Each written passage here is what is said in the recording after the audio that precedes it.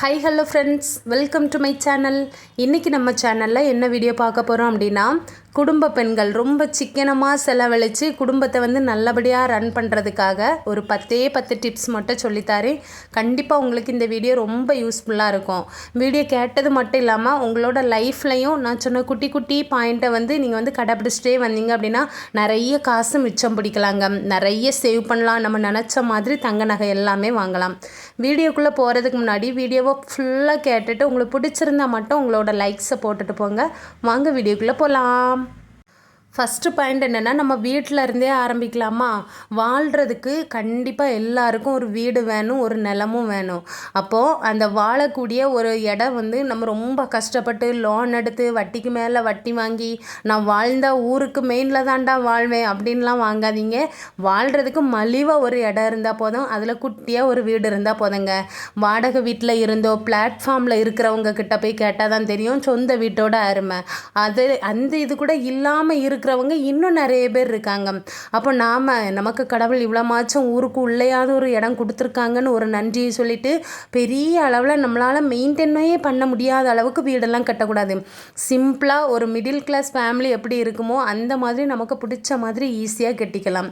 இன்னும் ஒரே ஒரு பாயிண்ட் சொல்லட்டா, நம்ம ஊரில் மெயினில் ஒரு இடத்த ஒரு 20 லட்சம் 40 லட்சம் கொடுத்து வெறும் நிலம் மட்டும் வாங்கி அதுக்கப்புறம் லோன் எடுத்து அதில் ஒரு வீடு கட்டி காலம் ஃபுல்லாக வட்டி கட்டியே சாகிறதுக்கு பதிலாக ஊருக்கு உள்ள விலை குறைஞ்ச இடத்துல ஒரு செண்டு ஒரு 3 லட்ச ரூபா 4 லட்ச ரூபா ரேட்டில் ஒரு 5 சென்டை வாங்கி அதில் ஒரு வீட்டை சிம்பிளாக கட்டி கடன் இல்லாமல் வாழ்கிறது எவ்வளோ நல்ல ஐடியா பாருங்கள். அதனால் இனி நீங்கள் வீடு வாங்கி கஷ்டப்படுறத விட இஷ்டப்பட்ட இடத்துல உங்களுக்கு பிடிச்ச மாதிரி சிம்பிளாக ஒரு வீடை கட்டி பணத்தை மிச்சப்படுத்துங்க. 2வது டிப்ஸ் பார்த்திங்கன்னா, நம்ம வீட்டில் சோப்பு, ஷாம்பு, எண்ணெய், மெழுகுவர்த்தி இப்படி நிறைய பொருள் வாங்கி வச்சுருப்போம். வாங்கி வைக்கும்போது நிறைய அளவில் இப்போ மெழுகுவர்த்தி வாங்கினீங்க அப்படின்னா 2 பாக்கெட்டு 3 பாக்கெட்டு, தேங்காய் வாங்கினீங்கன்னா 2 3 அப்படியெல்லாம் வாங்காதீங்க. வாங்கும்போது எல்லாமே மெழுகுவர்த்தி 1 பாக்கெட்டு, எண்ணெய்னா ஒரு 1/2 லிட்டர் இப்படி வாங்கி வச்சுக்கிட்டா நம்ம யூஸ் பண்ணும்போது ஐயோ இவ்வளோதான் மெழுகுவர்த்தி இருக்குது, இவ்வளோதான் எண்ணெய் இருக்குது, கம்மியாக ஊற்றி தேய்க்கலாம் அப்படின்னு நமக்கு ஒரு சிக்கனமான ஒரு எண்ணெய் வரும். இது நம்ம வீட்டில் அளவுக்கு அதிகமாக வாங்கி வச்சுருக்கும் போது போனால் போட்டு அங்கே தான் என்ன 2 டப்பா இருக்குல்ல அப்படின்னு ஒரு மெத்தனை வந்துடும். அப்போ இதனால நமக்கு காசு கையை விட்டு போயிட்டே இருக்கும். இன்னும் நிறைய பேரை பாருங்கள், பெரிய இந்த மனசில் ஏதோ பெரிய கர்ணன்னு நினச்சிக்கிட்டு அப்படியே எண்ணெய் பாட்டிலில் 1/4 லிட்டர் எண்ணெய் இருக்கும்போதே பாட்டில் தூக்கி அப்படியே அங்கே மாற வீசிடுவாங்க. மெழுகுவர்த்தி பாதி கூட கரைஞ்சி போயிருக்காது, அப்படியே தூக்கி குப்பை தொட்டியில் போடுவாங்க. நான் என்ன சொல்கிறேன்னா, நீங்கள் ஒரு ரூபா பாக்கெட் ஷாம்பு வாங்கினா கூட அதை நல்லா வலித்து தலையில் தேய்க்கக்கூடிய கேரக்டராக இருங்க. ஏன்னா நம்ம இன்றைக்கி பிடிக்கிற இந்த மிச்சம்தான் நாளைக்கு நம்ம அந்த பொருளை ஒரு நாள் ஃபுல்லாக தள்ளி போட்டு மறுநாள் வாங்குறதுக்கு யூஸ்ஃபுல்லாக இருக்கும். அதனால் நமக்கு விலையும் நம்ம கையிலேருந்து கம்மியாக கொடுத்த மாதிரி இருக்கும். 3வது டிப்ஸ் பார்க்கலாமா. ராத்திரி நீங்கள் ஒரு 7 மணிக்கு மேலே வீட்டில் பானையில் எவ்வளோ சோறு இருக்குது, எவ்வளோ குழம்பு கூட்டு இருக்குது எல்லாம் நோட் பண்ணி வச்சுக்கோங்க. ரொம்ப கம்மியாக இருக்குது, வீட்டில் இருக்கிறவங்களுக்கு பத்தாது, இன்றைக்கி கையில் கொஞ்சம் காசு இருக்குது அதனால் கடையில் வாங்கி சாப்பிடலாம் அப்படின்னா ஓகே. ஆனால் தினமும் கடையில் வாங்கி சாப்பிடக்கூடாது. ஒரு சில வீடுகளில் எப்படின்னா பானை நிறைய சோறு இருக்கும், சட்டி நிறைய குழம்பு இருக்கும். ஆனால் அப்போ தான் சொல்லுவாங்க, எங்கே கொத்து புரோட்டா வாங்கலாமா, ஃப்ரைட் ரைஸ் வாங்கலாமா அப்படின்னு. அப்போ நீ எதுக்கு அளவுக்கு அதிகமாக அரிசி போட்டு பொங்கின? இது என்னோட கொஸ்டின். இது நான் எதுக்காக சொல்கிறேன்னா, அரிசியும் 1 கிலோ அரிசி 50 ரூபா 55 ரூபா கொடுத்து தான் வாங்குகிறோம்.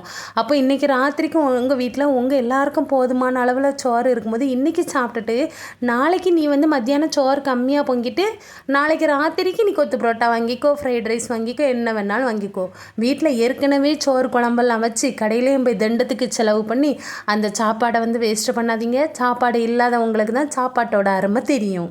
4வது டிப்ஸ் பார்த்திங்கன்னா, நம்ம வீட்டில் ஒரு ஃபேன் மாட்டுறதா இருக்கலாம், இல்லை ஒரு சின்ன இடத்துல ஓட்டை விழுந்துட்டு சுவரில் அதை அழகாக சிமெண்ட் பூசி குட்டியாக ஒரு பெயிண்டிங் வேலை இருந்துச்சு அப்படின்னா இந்த சின்ன சின்ன வேலைகளெல்லாம் நம்ம ஹஸ்பண்ட் செய்யலாம். அப்படி இல்லைன்னா நிறைய லேடிஸ் அவங்க வீட்டில் குட்டியாக தொட்டி கட்டுறது, பூச்சாடி கட்டுறது எல்லாமே லேடிஸ் பண்ணுவாங்க, நம்மளே பண்ணலாம். இதுக்காக நம்ம மற்றவங்கள மெனக்கெட்டு சம்பளத்துக்குன்னு சொல்லி அவங்கள கூப்பிட்டு அவங்களுக்கு ஒரு நாள் கூலி 1000 ரூபாய் 2000 ரூபான்னு கொடுக்க வேண்டாம்.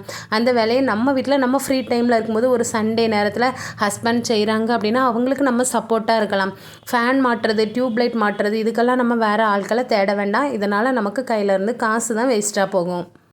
5வது டிப்ஸ் பார்த்திங்கன்னா, இப்போ வந்து நமக்கு ஒரு மொபைல் தேவை இருக்குது. ஆனால் நம்ம கையில் ஒரு 10,000 தான் இருக்குது. அப்போ இந்த 10,000க்கு நம்ம கடையில் போய் பார்க்குறோம். ஏதோ ஒரு செகண்ட் ஹேண்ட் மொபைலை காட்டுறாங்க. குவாலிட்டி நல்லா இருக்குது அப்படின்னா கண்டிப்பாக நீங்கள் வந்து அது செகண்ட் ஹேண்ட் பொருளா அப்படின்னு யோசிக்காதீங்க. பொருள் நல்லா இருந்தால் தாராளமாக வாங்கிக்கோங்க. நாம் எந்த பொருளை வாங்குகிறோமோ அது நமக்கு புதுசு தான். துணி இல்லாதவங்க கிட்ட நீங்கள் ஒரு 10 துணி பழைய துணியை கொண்டு போய் கொடுத்து பாருங்கள். அது அவங்களுக்கு புது துணியாக இருக்கும். ஏன்னா இந்த அனுபவம் எனக்கு இருக்குது. நம்ம கஷ்டப்பட்ட நேரத்தில் நம்மளை யார் பாவம் பார்த்து ஒரு ட்ரெஸ்ஸோ ஒரு செருப்போ ஒரு ஸ்கூல் பேக்கோ கொடுக்குறாங்களோ நமக்கு அது பொக்கிஷமாக தெரியுங்க. இல்லாதவங்களுக்கு தான் அந்த அருமை தெரியும். அதனால் நம்ம வந்து எதையுமே சீப்பாலாம் யோசிக்க வேண்டாம். நம்ம வந்து செகண்ட் ஹேண்டில் வாங்கியிருக்கிறது நம்மளாக யார்கிட்டையாவது சொன்னால் மட்டும்தானே அவங்க அது செகண்ட் ஹேண்ட்னு சீப்பாக பேசுவாங்க. நாமளே அதை புது பொருள் அப்படின்னு சொல்லி மெயின்டைன் பண்ணிக்கலாம். 6வது டிப்ஸ் பார்த்திங்கன்னா, ரொம்ப லக்ஸுரியாக ரொம்ப காஸ்ட்லியாக ரொம்ப வசதியான பொருளையோ அப்படி இல்லைன்னா நல்ல பிராண்டட் பொருள் பார்த்து தான் ஒரு சில பேர்லாம் வாங்குவாங்க. எங்கள் தெருவில் ஒரு அக்காலாம் அப்படி தான். ஒரு நார்மலாக ஒரு டாப் எடுக்கணுன்னா கூட நான் பிராண்டட் நைட்டி தான் போடுவேன், பிராண்டட் டாப் தான் போடுவேன். நான் இப்படி லோக்கல் பிளாட்ஃபார்ம் கடையிலலாம் வாங்க மாட்டேன் அப்படியெல்லாம் சொல்லுவாங்க. எனக்கு சிரிப்பாக தான் வரும். சரி, ஏன்னா பிராண்டட் அப்படிங்கும்போது அது வந்து ரொம்ப விலை கூடையாக இருக்கும். நம்ம வந்து அந்த டாப்பை வெறும் 500 600 வாங்கலாம். அதே டாப்பை அவங்க என்ன தான் பிராண்டட் பார்த்து வாங்குவாங்கன்னு தெரியாது. கேட்டால் 3500 4000 சொல்லுவாங்க. எங்கே வாங்கினீங்கன்னு கேட்டால் பெரிய மாலில் போய் வாங்கிட்டு வந்தேன்னு சொல்லுவாங்க. அந்த மாதிரியெல்லாம் அவங்கக்கிட்ட பணம் இருக்குது வாங்குறாங்க. நம்ம வந்து கஷ்டப்பட்டு நம்ம வீட்டில் வருமானம் கம்மி அப்படிங்கிறனால தான் நான் இந்த ஐடியாலாம் சொல்லித்தாரேன். நார்மலாக ஒரு கடைக்கு போனீங்க அப்படின்னா நம்ம கையில் எவ்வளோ அமௌண்ட் இருக்கோ அதுக்கு ஏற்ற மாதிரி துணிமணிகளாக இருந்தாலும் சரி தான், ஒரு செருப்பு வாங்குறதா இருந்தாலும் நம்ம பட்ஜெட்டுக்கு உள்ளே வாங்கிக்கலாம். 7வது டிப்ஸ் பார்த்திங்கன்னா, நீங்கள் உங்கள் லைஃப்லையே ஒரு பெரிய அச்சீவ்மெண்ட் மாதிரி அப்போ தான் ஒரு இடத்துல நிலம் வாங்குறீங்க, ஒரு வீடு வாங்குறீங்க, இல்லை கொஞ்சம் நகைகள் நிறைய வாங்குறீங்கன்னா உங்களோட க்ளோஸ் ஃப்ரெண்டு, உங்களோட ஒரு அப்பா அம்மா மாமனார் மாமியார் யாராச்சும் ஒரு பெரியவங்க கிட்டையாவது அட்லீஸ்ட் ஒரு தடவையாவது நான் இந்த மாதிரி ஒரு இடத்துல நிலம் வாங்குகிறேன், அது எப்படிப்பட்ட இடம், அதில் வாங்கலாமா, அது நாளைக்கு ஃப்யூச்சரில் எனக்கு வந்து மறுபடி சேல்ஸ் பண்ணுறதுக்கு நல்லா இருக்குமா அப்படின்னு சின்னதாக ஒரு ஐடியா கேளுங்க.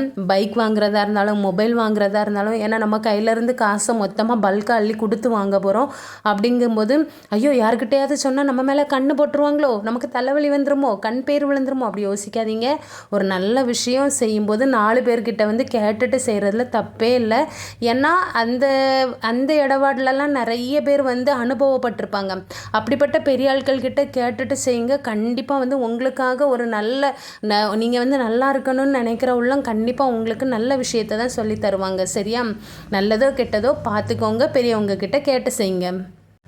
8வது டிப்ஸ் பார்த்திங்கன்னா, இப்போ நம்ம எல்லோரும் தீபாவளி டைம் வரும்போது வெடி வாங்குவோம், கிறிஸ்மஸ் டைம் வரும்போது நிறைய ஸ்வீட்டு கேக்கு அப்படி இப்படி எல்லாம் வாங்குவோம். ஒரு கோயில் திருவிழா கோயில் கொடை அப்படின்னா புது ட்ரெஸ் எல்லாம் வாங்குவோம். இதெல்லாம் எப்படி வாங்கினா அந்த சீசன் இல்லாத டைமில் போய் வாங்கினுங்க. அடுத்த வருஷம் உங்களுக்கு கோயில் திருவிழா வருது, பங்குனி மாதம் வருதுன்னா நீங்கள் அதுக்கு முந்தின ஆடி மாதத்துலேயே போய் ஆடி ஆஃபர்லேயே சாரீ பிள்ளைங்களுக்கு ட்ரெஸ்ஸு எல்லாமே மொத்தத்தில் ஒரு 5000 உள்ளே வாங்கிட்டு வந்துடுங்க. நீங்கள் நார்மலாக போனீங்க அப்படின்னா கண்டிப்பாக வந்து அவங்களும் அதுக்கு தக்க தான் கடையில் ரேட்டை கூட்டி விற்பாங்க. அவ்வளோ துணிக்கும் 10,000 கொடுக்குற மாதிரி இருக்கும். நீங்கள் வந்து சிவகாசியில் போய் வெடி வாங்குறீங்க அப்படின்னா தீபாவளிக்கு ஒரு 3 மாதத்துக்கு முன்னே போய் வெடி வாங்கி வீட்டில் வச்சுக்கோங்க. கண்டிப்பாக உங்களுக்கு ரொம்ப ரொம்ப லாபமாக இருக்கும். தீபாவளி நேரம் போனீங்கன்னா எல்லா இடமும் விலை கூட தான். அப்போ சிவகாசிலையும் விலை கூட்டி தான் கொடுப்பாங்க. கேட்டால் ஏதோ நமக்கு கொஞ்சம் ஆஃபர் கிடைச்ச மாதிரி இருக்கும், அவ்வளோதான். கிறிஸ்மஸ் கேக்கு ஆர்டர் பண்ணுறதா இருந்தாலும் எல்லாமே ஒரு 10 நாளைக்கு முன்னே பண்ணுங்கள். அந்த சீசன் இருக்கிற நேரத்தில் நீங்கள் வந்து போய் வாங்காதீங்க. சீசன் இருக்கிற நேரத்தில் என்ன வாங்கலாம் அப்படின்னா, இப்போ ஒரு மாம்பழ சீசன் அப்படின்னா இந்த மாம்பழ சீசன் இந்த டைமில் மட்டும்தான் சீசன் இருக்கும். அதனால் நம்ம பிள்ளைங்களுக்கு ஃப்ரெஷ்ஷாக வாங்கி கொடுக்கலாம். ஒரு தர்பூசணியும் வாங்கி கொடுக்கலாம். இப்படி பழங்கள் ஐட்டம் சாப்பிட்ற ஐட்டங்கள் மட்டும் அந்த சீசன் டைமில் வந்து நம்ம வந்து மிஸ் பண்ணிடக்கூடாது. அதுவும் நல்ல ஹெல்த்தியான ஃபுட்டு ஃப்ரூட்ஸு இந்த மாதிரி நம்ம வாங்கி சாப்பிட்டுக்கலாம். லாஸ்ட் பாயிண்ட் பார்க்கலாமா? என்னென்னா, இப்போ வந்து தேட்டருக்கு போய் படம் பார்க்கணும் அப்படின்னு உங்களுக்கு ஆசை இருந்துச்சுன்னா கண்டிப்பாக ராத்திரி நைட் ஷோக்கு போங்க. அது போகும்போது உங்கள் வீட்டில் கார் இருந்து அப்படின்னா தாராளமாக காரில் போங்க. பைக்லலாம் தனியாக பொண்டாட்டி பிள்ளைங்கள கூட்டிகிட்டு போகாதீங்க. அப்படி நீங்கள் போகிறதா இருந்தாலும் நைட் ஷோ அதுவும் வெள்ளி செவ்வாய்க்கிழமை நீங்கள் போனீங்கன்னா மேக்ஸிமம் நிறைய ஹிந்து யாருமே வந்து இந்த தேட்டர் பக்கம் வெள்ளி செவ்வாய்லாம் வரமாட்டாங்க. அப்போ வந்து அந்த தேட்டரில் வந்து கொஞ்சம் ஆஃபர் ப்ரைஸ் மாதிரி அந்த டிக்கெட்டில் வந்து விலை கம்மியாக போட்டிருப்பாங்க. அதை முடிஞ்சிட்டு நீங்கள் வந்து ராத்திரி 8 மணிக்கு மேலே உள்ள ஷோக்கு போனீங்கன்னா அந்த படமும் பார்த்த மாதிரி இருக்கும். நம்ம வந்து டிக்கெட்டில் தண்டத்துக்கு காசு செலவழிக்கிறத விட அதுக்கு ஏதாச்சும் வாங்கி சாப்பிட்டுக்கலாம். இந்த மாதிரி குட்டி குட்டி டிப்ஸ் எல்லாம் நம்ம சேனலில் நிறைய நான் சொல்லிக்கிட்டு இருக்கேன். உங்களுக்கு நம்மளோட வீடியோ பிடிச்சிருந்து அப்படின்னா மறக்காமல் நீங்கள் லைக் போட்டுட்டு பாருங்கள். இப்போ இன்றைக்கி சொன்ன டிப்ஸ் எல்லாம் நீங்களும் ஃபாலோ பண்ணுங்கள். கண்டிப்பாக வந்து எல்லாருமே நல்லா இருக்கணும். காசை வந்து ஓவராக செலவழிக்காதீங்க. சிக்கனமாக வாழுங்க. வாழ்க வளமுடன். நாளைக்கு பார்க்கலாம். பாய்.